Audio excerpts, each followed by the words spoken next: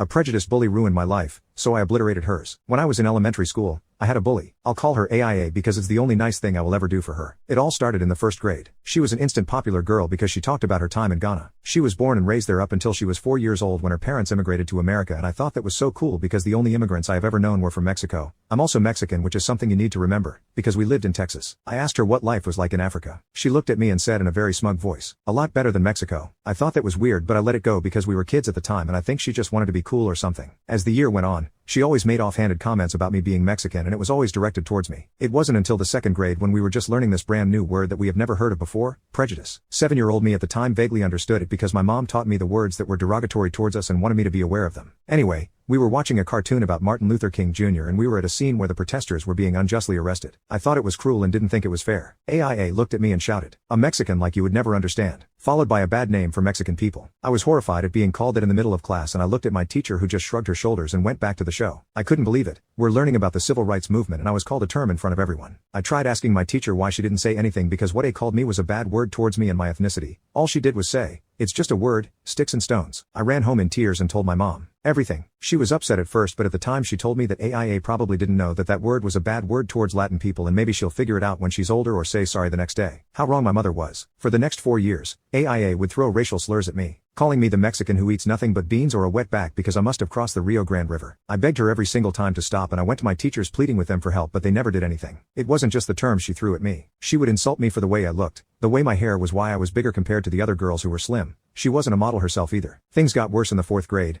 I was going through a rough time because my mom was dating a man who drank beer as if prohibition ended. He also smoked heavily and the smell will end up on my clothes, which added fuel for AIA's fire. I would always use me as an example about the dangers of smoking, pointing out how the smell was so bad that she constantly plugged her nose every time she walked by me. It led to rumors of me never taking a bath that followed me up until the end of 6th grade. At this time my mom was starting to realize that AIA was not stopping and she tried contacting the school, but all she would get was that it was just a disagreement between two classmates. She wrote notes for me to give to my teachers, but nothing would happen, and in the 5th grade things really took a bad toll. My grandfather passed away and his death hurt me so much that even to this day I still feel that raw pain of his passing. Word got out to my school and AIA walked up to me saying how sorry she was that my grandfather was gone. I naively thought that maybe, just maybe, she would stop being a bully and say sorry for saying prejudiced things towards me. Nope. It's sad that he died to get away from you. I would too if I realized my granddaughter was so ugly. I broke into tears while she and a few of her friends laughed. And as always, none of my teachers did anything to stop her. I told my mom, who managed to finally get a hold of my teacher and demanded that she do something about it or else she was going to go up there and make her stop. So for the first time in the whole year, my teacher walked up to AIA and told her to stop being so mean to me. I looked at her and burst into tears crying that she was being so mean. "It's because I'm black, isn't it?" Immediately my stupid teacher backed off. AIA would go on to use that phrase every single time any of our teachers even attempted to do something. Now you're probably wondering how she ruined my life. Well, I'm getting to it. Things slowly quieted down when I was in 6th grade, but she was plotting something. I used to draw anime a lot. I wasn't any good, but I practiced every single day and slowly my skills were improving. I was drawing the main cast of Sailor Moon during my free period and it was a decent first attempt really. For once there were no stray pencil marks and I didn't have to erase as much. I left to go to the bathroom and when I came back my drawing was ruined. It had pen marks everywhere with the slurs and wetback in permanent marker all over it. I was devastated and broke down. I worked so hard on that drawing and it was vandalized with hate. I looked over to a group of desks where AIA was sitting and I saw her laughing. She and a couple of her girlfriends were saying how funny it was that I was crying over a stupid picture, and I saw that she had that stupid permanent marker on her desk. I marched up to her and yelled at her. I demand to know what it is about me that she hates so much. Why was she acting like this towards me when I did nothing to her? I was crying.